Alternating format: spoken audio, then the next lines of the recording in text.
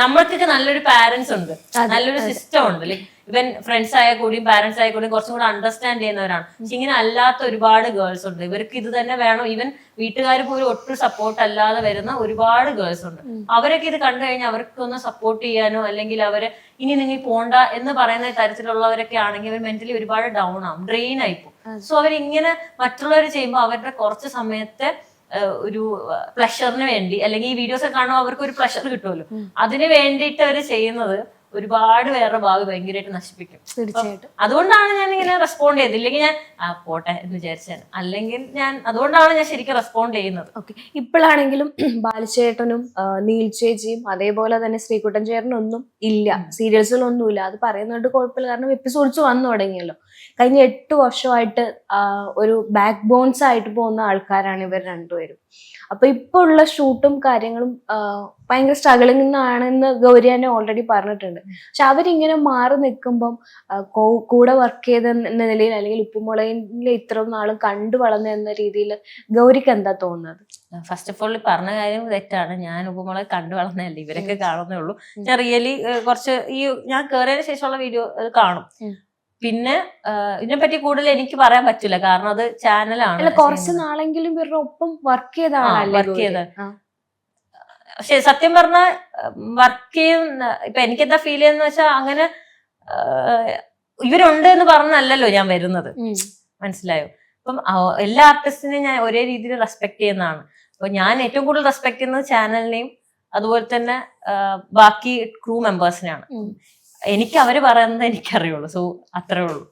ഇപ്പൊ ഇവിടെ പറയുന്നത് ന്യൂസസ് ആണ്, നമ്മുടെ സൈഡിൽ നിന്നല്ല, ഗൗരിയും കാണുന്നുണ്ടായിരിക്കും. ന്യൂസസ് ബാലചേട്ടൻ നീൽ ചേച്ചിയാണ് ഇഷ്യൂസിലെ മെയിൻ ആളുകള്, നീൽ ചേച്ചിയാണ് കംപ്ലൈന്റ് കൊടുത്തത് എന്നുള്ള കാര്യമൊക്കെ ന്യൂസസ് വരുന്നുണ്ട്.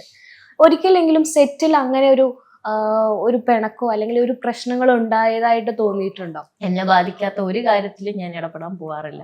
എനിക്ക് എന്നെ സീന് വരും, ഞാൻ സീന് കാണും, സീൻ പെർഫോം ചെയ്യും, ഹെഡ്സെറ്റ് വെക്കും, ഞങ്ങളെ കാര്യം നോക്കും. അല്ലാതെ എനിക്ക് അതിനകത്തുള്ള ഒരു കാര്യം ഞാൻ ഡീറ്റെയിൽ ആയിട്ട് ചോദിക്കാനും പോവാറില്ല, കാണാനും നിൽക്കാറില്ല. കാരണം പണ്ട് പോലെ അങ്ങനെയാണ്. ഞാൻ എന്നെ ബാധിക്കാത്ത, സ്കൂളിലായാലും അങ്ങനെയാണ്, എന്നെ ബാധിക്കാത്ത ഒരു കാര്യത്തിലും ഞാൻ ഇടപെടാൻ പോവാറില്ല. ഇനി എല്ലാ പ്രേക്ഷകരും ആകാംക്ഷയോട് കാത്തിരിക്കുന്നത് ഇവര് തിരിച്ചു വരുമോ എന്നുള്ളതാണ്.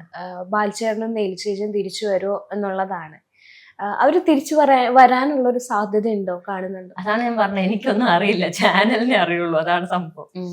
ഇപ്പം ഫുള്ള് ഒരു മാറ്റം വന്നിട്ടുണ്ട്, ഉപ്പുമുളകിലും വന്നിട്ടുണ്ടെന്ന് തോന്നുന്നു അല്ലെ? ഇപ്പം അതിനുശേഷം അവരൊന്നും ഇല്ലാത്ത ഇതിന് എങ്ങനെ കൊണ്ടുപോകുമെന്ന് അറിയാൻ വേണ്ടിയിട്ട് ഒരു കൂട്ടം ആകാംക്ഷയോടെ കാത്തിരുന്ന പ്രേക്ഷകരുണ്ട്. അവരുടെ ഇടയിലേക്കാണ് നിങ്ങൾ ഇപ്പൊ പോകുന്നത്. 1 മില്യൺ 2 മില്യൺ അങ്ങനെയുള്ള റേഞ്ചിലേക്കാണ് ഉപ്പുമുളകും റീച്ച് ആയിക്കൊണ്ടിരിക്കുന്നത്. അതിൽ അലീന എന്ന് പറഞ്ഞ കുട്ടിയാണ് വന്നതിന് ശേഷമാണ് ഒരുപാട് റീച്ച് വന്നത്. അപ്പം അലീനെ പറ്റി പറയാം. അലീനെ കണ്ടിട്ട് ഗൗരി അതായിട്ടാ കാണുന്നതെന്ന് തോന്നുന്നു അലീനെ. അന്ന് ശരിക്കും പറഞ്ഞാൽ നമ്മള് സംഭവം ഒരു ദിവസം നമ്മളൊരു 1.5 എപ്പിസോഡ്സ് അങ്ങനെയൊക്കെ ഷൂട്ട് ചെയ്യും. പിന്നെ പുറത്തുനിന്ന് ആർട്ടിസ്റ്റ് വരികയാണെങ്കിൽ അവരുടെ സീൻസ് എടുത്തിട്ട് അവരെ വിട്ടിട്ട് ബാക്കി അങ്ങനെയൊക്കെ ചെയ്യുന്ന സമയങ്ങളുണ്ട്. പിന്നെ എല്ലാവരോടും അധികം സംസാരിക്കാനുള്ള സമയം കിട്ടാറില്ല. ചിലപ്പോൾ നമുക്ക് 2 ടൈമൊക്കെ റീഡ് ചെയ്യാൻ കിട്ടുള്ളൂ. അപ്പൊ ആ സമയം നമ്മൾ പഠിക്കും, അങ്ങനെ പോവാൻ ഉള്ള. എനിക്ക് അലീനയുടെ പണ്ടത്തെ ഒന്നും എനിക്ക് അറിയില്ല. അപ്പൊ ഈ എപ്പിസോഡ് എടുക്കുമ്പോൾ ഓലഞ്ഞാലിക്കുരുവി പാട്ടൊക്കെ ഇട്ടിട്ട് അവർ എനിക്ക് ഭയങ്കര നല്ല രസം തോന്നി. ആ പഴയ കാലം ഇതും കൂടെ കണ്ടപ്പോ തന്നെ നല്ല രസം തോന്നി. അപ്പൊ ഞാൻ ചെറുതായിട്ട് റാൻഡം ആയിട്ട് പേരും അങ്ങനത്തെ പരിപാടിക്ക് ചോദിക്കണം, അല്ലാതെ വലിയ ഒരു കമ്പനി ഇല്ലായിരുന്നു. അത്രേ ഉള്ളൂ. ഭയങ്കര സന്തോഷമുണ്ട്, കാരണം ആ വീഡിയോ അത്യാവശ്യം ട്രെൻഡിങ് ആയി. അപ്പൊ ട്രെൻഡിങ് ഒക്കെ ആയപ്പോ നമ്മള് ശരിക്കും ഭയങ്കര ഹാപ്പിയാണ്. കാരണം കുറെ ആൾക്കാര് പറഞ്ഞോണ്ട് അലീനെ കൊണ്ടുവരണം കുറെ പറഞ്ഞോണ്ടെന്നു. അപ്പൊ നമ്മള് ഓക്കെ കേശു അലീനെ പറഞ്ഞോണ്ടല്ലോടാ കൃഷ്ണരായി, ഞങ്ങൾ അങ്ങനെ കളിയാക്കും. കാരണം കേശു ഞങ്ങളൊക്കെ ഭയങ്കര കമ്പനിയാണ്. അപ്പൊ മെർലിൻ ഉണ്ട്, അലീന ഉണ്ടെങ്കിൽ എന്നാ മാളവിക വരുന്നേ എന്നൊക്കെ അവൾ ചോദിക്കും. അങ്ങനെ അതെ, പ്രേക്ഷകർക്ക് അങ്ങനെ ഒരു പ്രശ്നം ഉണ്ട്. ഇനി എന്നാ മാളവിക വരുന്നേ, 3 ആളും കൂടെ ഒരുമിച്ച് എന്നാ വരുന്നേ? ശരിക്കും കൃഷ്ണനായല്ലേ കേശു? കൃഷ്ണനാണ്. ഈ ഇടയ്ക്ക് ഒരു തമിഴ്നാട്ടിൽ പോയിട്ട് വരുന്ന എപ്പിസോഡില് ഒരു ലക്ഷ്മി ലക്ഷ്മി സുബ്രഹ്മണ്യം അങ്ങനെ ഒരു പേര് പറഞ്ഞിട്ടുണ്ടായിരുന്നു. നമ്മൾ ഇന്നത്തെ എപ്പിസോഡിൽ ഇങ്ങനെ അത് വെച്ച് കളിയാക്കണോ വേണ്ടോന്ന് ഇങ്ങനെ ആലോചിക്കരുത്. കാരണം ചിലതൊക്കെ നമ്മൾ കയ്യിൽ നിന്ന് ഇടുമല്ലോ, ആലോചിക്കരുത്. പിന്നെ വിചാരിച്ച് വേണ്ടെങ്കിൽ ഞാൻ ലക്ഷ്മി സുബ്രഹ്മണ്യത്തെ കിട്ടിയില്ലെങ്കിലോ അതിനെ കണ്ടുപിടിച്ചോണ്ട് പറഞ്ഞില്ല. സിനിമാ മോഹമുള്ള ആളാണ്, സിനിമയാണ് ലക്ഷ്യം എന്ന് പറഞ്ഞിട്ടുണ്ട്. ചെറുതാണെങ്കിലും സിനിമയുടെ പാർട്ടായി മുറ എന്ന സിനിമ അത് ഭയങ്കര സക്സസ് ആയിട്ടാണ് തിയേറ്ററിലൊക്കെ ഓടിയത്. അപ്പം മോളെ ആദ്യമേ ബിഗ് സ്ക്രീനിൽ കണ്ടപ്പോ എന്താ തോന്നിയത്? വളരെ സന്തോഷം തോന്നി, അതിൽ ഒരു ഇതുമില്ല. പക്ഷെ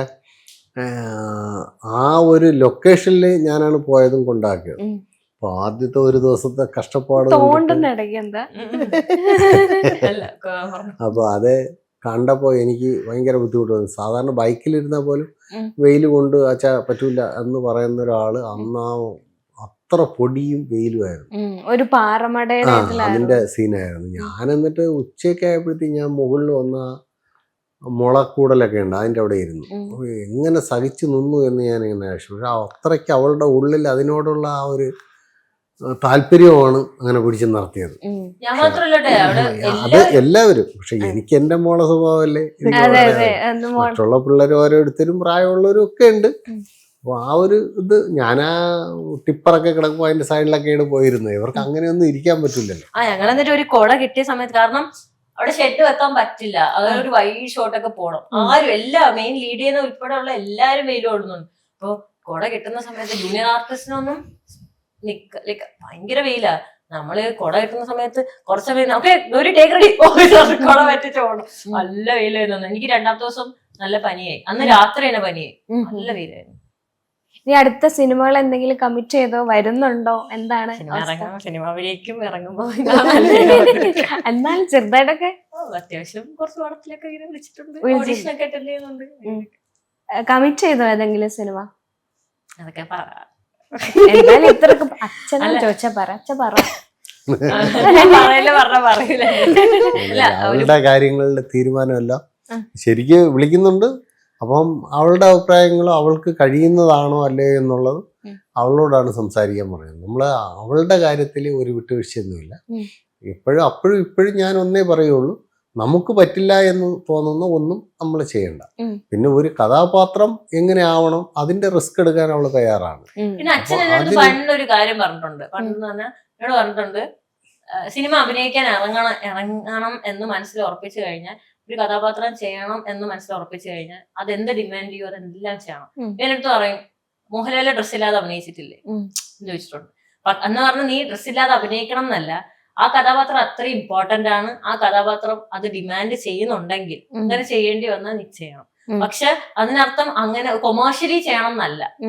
അപ്പൊ അങ്ങനെ എല്ലാം എന്റെ മനസ്സിലുണ്ട് കേട്ടോ. അങ്ങനെ ആ ഒരു കഥാപാത്രം അത് ഡിമാൻഡ് ചെയ്യുന്നതാണ്, ആ ക്യാരക്ടർ അത്ര ഇമ്പോർട്ടന്റ് ആണ് വരുന്നെങ്കിൽ ഉറപ്പായിട്ടും ചെയ്യും. പക്ഷെ കൊമേഴ്ഷ്യലൈസ്, എന്നോട് കുറെ പേര് പറഞ്ഞു, ഗൗരി ഇങ്ങനെയൊക്കെ അഭിനയിച്ച് പണ്ടൊക്കെ തുടങ്ങിയ സമയത്തൊക്കെ ഇങ്ങനെയൊക്കെ അഭിനയിച്ച് നിനക്ക് സിനിമ ഫീൽഡിൽ നിൽക്കാൻ പറ്റില്ല, കൊമേഴ്ഷ്യലൈസ് ചെയ്യാനാണെങ്കിൽ എനിക്ക് സിനിമ ചെയ്യണ്ട എന്ന് ഞാൻ പറഞ്ഞിട്ടുണ്ട്.